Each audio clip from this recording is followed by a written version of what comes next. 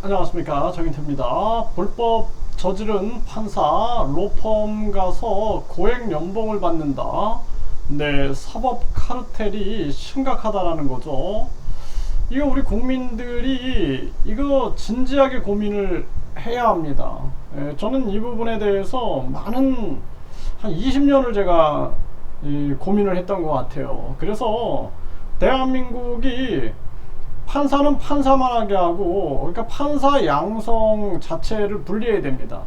검사는 검사만 하게 하고, 그리고 변호사는 변호사만 하게 해야 합니다. 그래서 법학과를 판사, 그러니까 재판 전공, 그리고 이 검사 영역, 뭐 수사 기소 전공 이렇게 하고, 그리고 변호사는 변호 전공 해가지고 완전히 이걸 분리시켜야 됩니다. 그렇지 않으면은 인간은 어쩔 수 없어요. 인간의 마음속에 두려움도 있고 상대방이 권력이 세다. 그러면은 그 속에서 굴복해 버리는 거죠. 또 인간은 욕심과 이기심을 가지고 있기 때문에 돈과 명예, 출세를 위해서 언제든지 정의를 버릴 수 있는 게 인간입니다. 이거 역사가 다 증명한 거거든요. 그렇기 때문에 시스템을 확고히 하는 것이 굉장히 중요해요. 뭐 심지어는 유치원 교사 자격증 가지고 있는 사람이 초등학교 교사를 못합니다.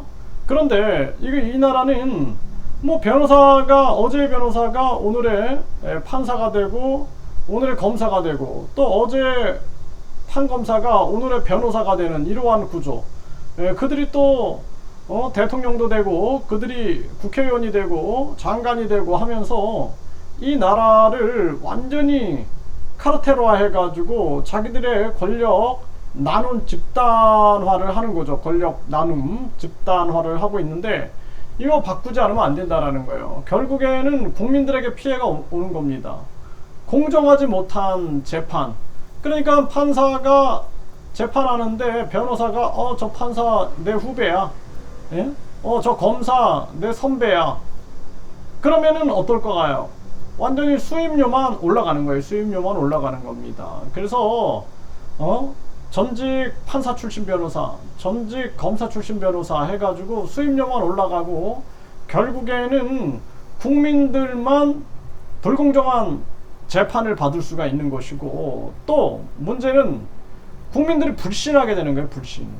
이거는 우리나라 사법 시스템은 신뢰할 수 없다, 불신하게 된다라는 것입니다. 그렇기 때문에 판검사 국민 소환제, 그리고 판사, 검사, 변호사를 양성을 분리하고, 그리고 시험도 분리해서 판사고시, 변호사고시, 검사고시를 완전히 분리해야 됩니다.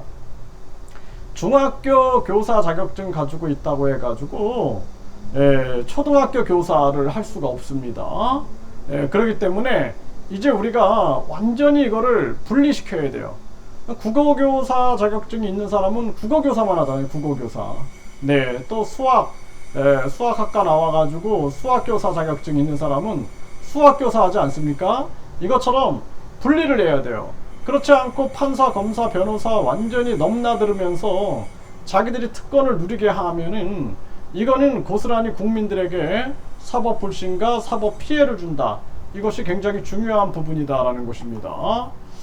네, 지금 이 문화일보에서도 보면은 이런 게 사법 카르텔, 성매매 판사, 당당히 고액 로펌 변호사로 해외에서는 상상도 못한다라는 거예요.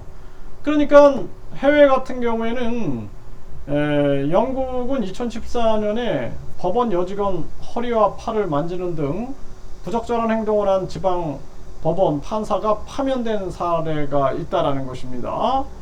근데 우리나라 같은 경우에는 아예 뭐 이 사람들 완전히 솜방망이다라는 거죠. 솜방망이. 그래서 이 과거에도 성매매로 적발돼 징계를 앞둔 가운데 과거 비슷한 무리를 빚은 판사들이 퇴직 이후에 대형 로펌에 취업해서 고액 연봉을 받고 있는 모습들, 이런 것들이 나타나고, 그리고 이런 것이 기껏해야 정직 1년밖에 안 나온다라는 거예요. 파면도 없고 면직 자체가 없다라는 것입니다. 그래서 성매매를 하다가 적발된 판사가 곧바로 변호사 개업을 하고 비로펌으로 옮기고, 또 지하철에서 카메라로 불법 촬영한 판사도 감봉 4개월을 받고 바로 비로펌으로 갔다라는 것입니다. 이게 완전히 사법 카르텔이다라는 거죠. 기득권 카르텔. 네, 그래서 이러한 부분들에 대해서 국민들이 분노해야 한다. 저는 그렇게 생각을 하고, 이 판검사 문제 이거 해결을 해야 합니다. 네, 이게 참 심각한 문제가 아닐 수가 없습니다. 그래서 인간인 권력과 돈을 쥐게 되면은 타락하기 마련이에요. 인간이라는 존재 어쩔 수 없어요. 인간은 마음속에, 심리 속에 쾌락을 추구하고 있고, 힘 있는 자들 앞에서 두려움을 느끼게 돼 있고, 욕심과 이기심, 네, 그리고 이러한 것들이 돈과 권력, 출세, 욕망과 결합하게 되면은 언제든지 타락할 수 있는 존재가 인간이다. 그리고 지금처럼 한국이 욕망이 지배하는 세상, 이러한 세상에서는 더더욱 우리는 시스템을 강화하는 수밖에는 방법이 없다라는 것입니다. 양심혁명이 일어나야 됩니다. 나중에는 양심조차 못 느끼는 그런 아주 짐승만도 못한 그러한 세상이 될 수 있어요. 참 안타깝습니다.